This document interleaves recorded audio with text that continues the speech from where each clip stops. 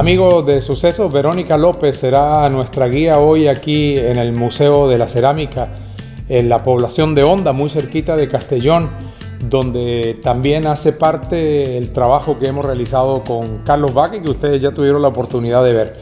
Este museo es algo impresionante porque la base de la economía de la Comunidad Valenciana deriva su sustento del trabajo de la cerámica. Son cientos de fábricas que exportan los productos a diferentes lugares del mundo.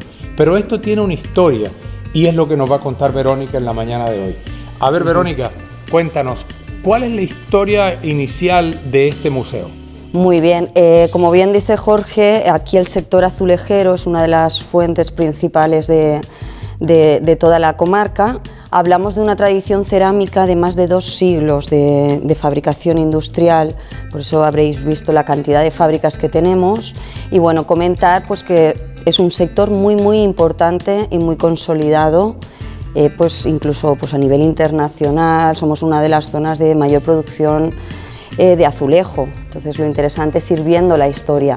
Podríamos hablar, bueno, tendríamos en sus orígenes pues todo lo que sería esa cerámica para la arquitectura islámica, serían realmente los orígenes aquí en toda... como sabréis, los musulmanes estuvieron muchísimos siglos aquí en España. 4 o 5. Unos poquitos más aún. Y bueno, y comentar, pues debido a esto tenemos centros como fueron Manises y Paterna en Valencia. Veríamos pues todos lo que eran esas influencias islámicas, los motivos geométricos. Posteriormente vemos azulejos con influencia cristiana, pero que seguían esas mismas técnicas.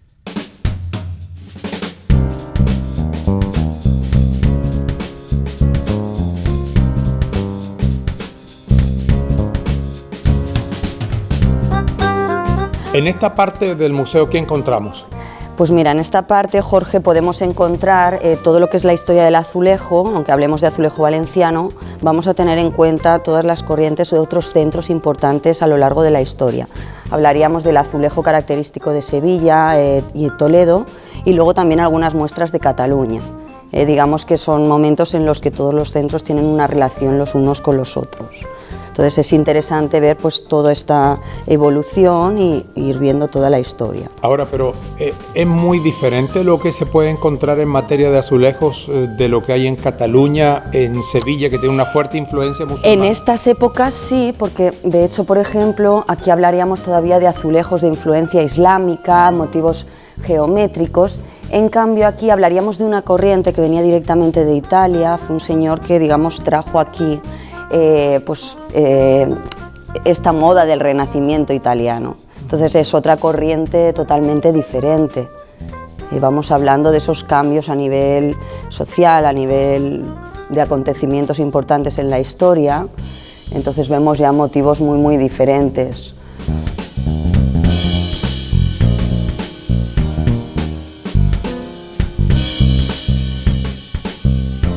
Bueno, llegamos a un lugar del museo que es muy interesante porque ya aquí se comienzan a hacer interpretaciones de azulejos tipo mural. ¿En qué momento de la historia de la cerámica aparece el mural como una interpretación artística? Bien, podríamos decir que en el siglo XVIII, con la llegada de la burguesía, por primera vez se empiezan a hacer por encargo todo este tipo de grandes composiciones que vamos a ver. Hay que tener en cuenta que estamos hablando de un producto muy artesanal, al que solo podían, solo destinado para familias pues, con bastante adineradas, ya que era un producto muy costoso, y por primera vez empiezan a hacer por encargo todo este tipo de composiciones. Será muy característico también en las cocinas valencianas, en estas casas nobiliarias, encontrar la parte de la cocina también, por ejemplo, pues todo lo que es revestida la pared también en azulejo. Digamos que lo que se solían hacer, cuanto más recargada, más decoración, pues para ellos era una forma de mostrar su poder adquisitivo. O sea, entonces, los que podían acceder a todas estas bellezas de la casa era la burguesía. Sí, en estos momentos todavía hablamos, es un proceso artesanal, es el artesano el que hace todo, todavía pintado a mano. Y veremos que no será hasta bastante después cuando se empieza ya a poder expandir más la adquisición de este tipo de producto. Bien, este periodo fue un periodo muy bueno, el siglo XVIII, podemos ver cómo se han ampliado todos los motivos, aparecen los motivos textiles, de género, por aquí tendríamos algún paisaje y muy importante será el ámbito de la cocina. De hecho era muy característico, como os comento, en las cocinas valencianas. Lo bonito de esto es que nos permite ver cómo vivían en esta época. Por ejemplo, aquí si nos fijamos el tipo de naves o el tipo de ropas, se nos estaría describiendo el comercio en los puertos en el siglo XVIII. El tipo de ropas, de oficios, que muchos de ellos nos extrañaría pues porque ya no existen este tipo de oficios. Incluso los alimentos pues que ya en determinados hogares podían, tenían. Es un momento muy bueno, veréis también que se ha ampliado lo que es el tamaño de los azulejos y empezamos a ver azulejos ya con muchos detalles. Sobre todo en cuanto a la riqueza de color. Pasamos de hablar de 2 o 3 colores a tener prácticamente todos los colores.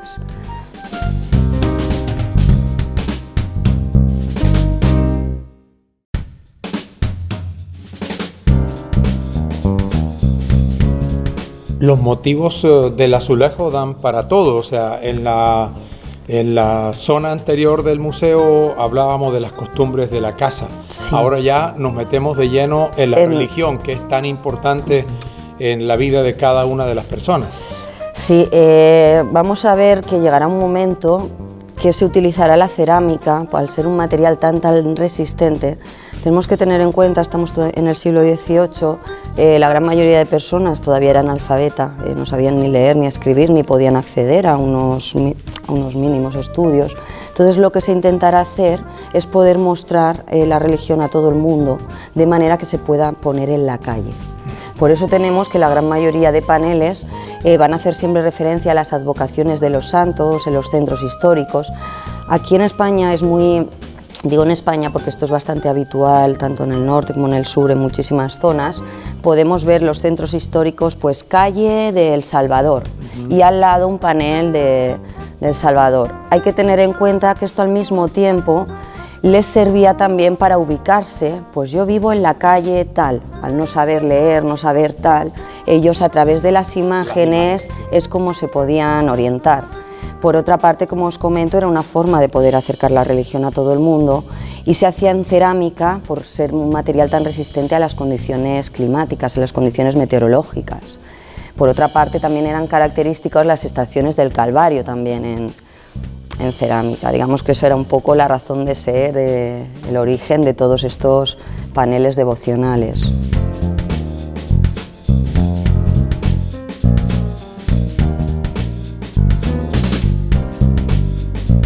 Bueno, ahora llegamos a un sitio donde ya estamos prácticamente aterrizando en la provincia de Castellón.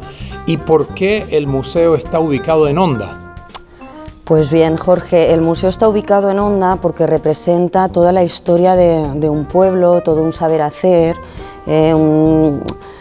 pero claro, detrás de todo esto tenemos que ir a aquellos orígenes de toda esta zona. Tendríamos que hablar de la influencia de una fábrica que había muy importante en Alcora, que es una población vecina, que era la Real Fábrica del Conde de Aranda. En esta fábrica se hacían cerámicas, se hacían porcelanas, se hacía algo de azulejo y era una fábrica de mucho prestigio, era una real fábrica. Bien, vamos a ver que en otras poblaciones empezaron a surgir pequeños talleres alfareros, pues hacían también estos trabajos similares intentando hacer estos trabajos de la fábrica del Conde de Aranda, pero vamos a ver que hablaremos de esta primera fábrica, la fábrica de la Esperanza, como la primera fábrica preindustrial documentada en empezar a hacer ya solo azulejo. ¿Por qué el origen de toda esta zona? ¿Por qué tenemos este Museo del Azulejo? Pues porque hablamos de una actividad que tener en cuenta que detrás de esta actividad azulejera, de esta actividad cerámica, está la importancia de la materia prima, de la tierra. Fueron varias las circunstancias que hicieron que surgiera como este primer núcleo de formación de pequeñas empresas, de pequeños talleres familiares. Por una parte la influencia del Conde de Aranda, por otra parte la materia prima, algún propietario de Valencia, aprovechando también la cercanía de la Sierra de Espadán que tenemos aquí.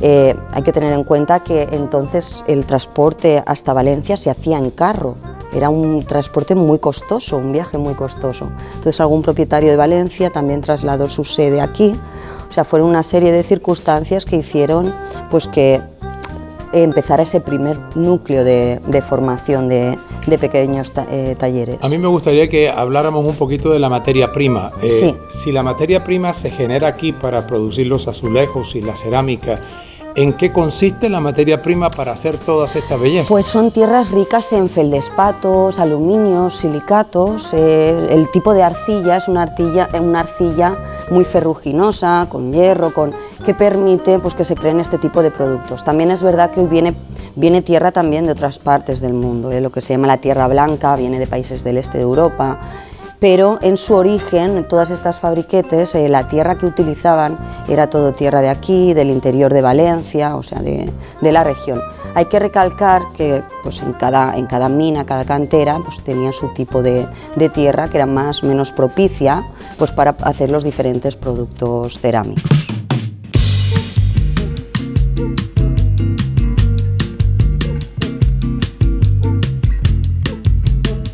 Bueno, y llegamos a un punto del museo donde ya comenzamos a hablar de la masificación de la cerámica y del azulejo.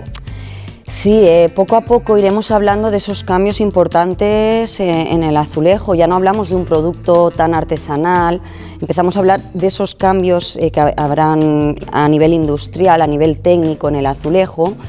A partir de aquí, segunda mitad del siglo XIX, como bien dices, empezaremos a hablar de ese azulejo.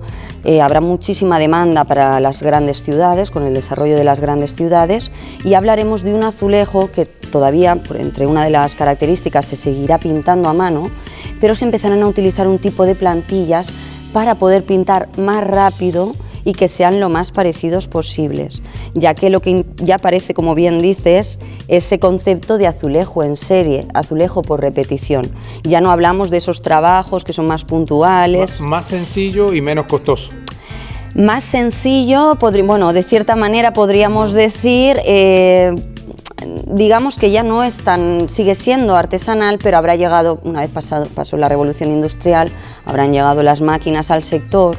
Iremos viendo pues, esos cambios principales en la forma de elaborar, incluso en la organización de las fábricas. Ya no hablamos de una persona encargada para todo el proceso. Habrán aparecido los departamentos, habrá gente encargada para la tierra, gente encargada para pintar, gente encargada... Será a medio camino entre el azulejo puramente artesanal y el azulejo industrial que tenemos hoy día. E iremos viendo, hablando de esos avances técnicos, poco a poco.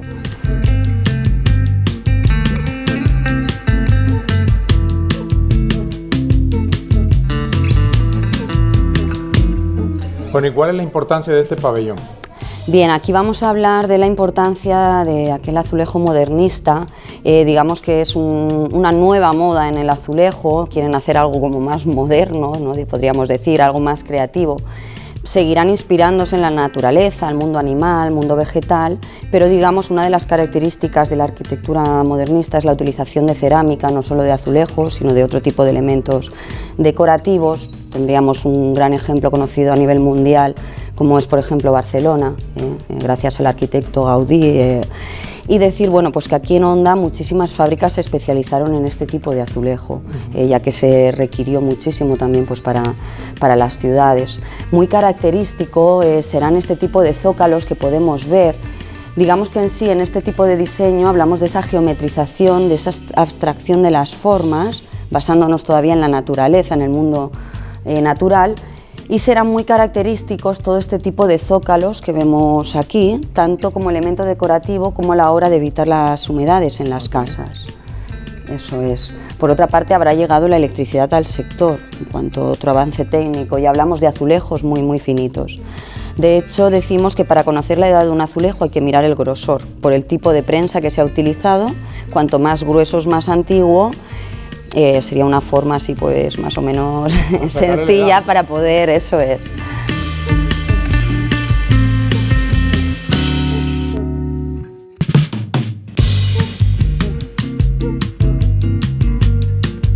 Bueno, llegamos a la parte baja del museo donde se muestra cómo ha sido toda la elaboración con fotografías y al mismo tiempo con las máquinas que se utilizaban para la producción de los azulejos. Eso es, Jorge. En esta exposición podemos hablar de ese proceso tradicional de elaboración.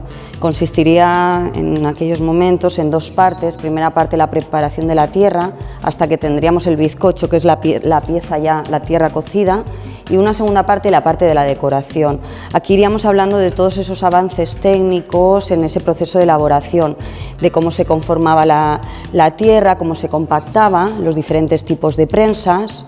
Una vez ya habían recogido la tierra, ya la habían pues, preparado, podríamos decir, y posteriormente prensaban. Luego dejaban enfriar,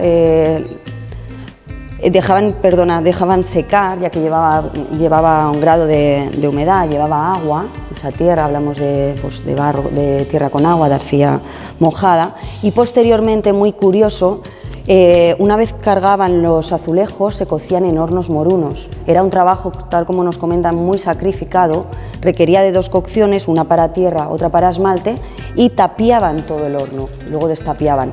Nos comentan que entraban cubiertos con sacos, con mantas mojadas, porque el horno estaba todavía a unas temperaturas muy elevadísimas, que podrían alcanzar incluso los 400 grados. Wow. Sí, por eso ahí vemos luego pues esos avances, ¿no? Estos son los hornos para la primera cocción, para la tierra, el horno túnel.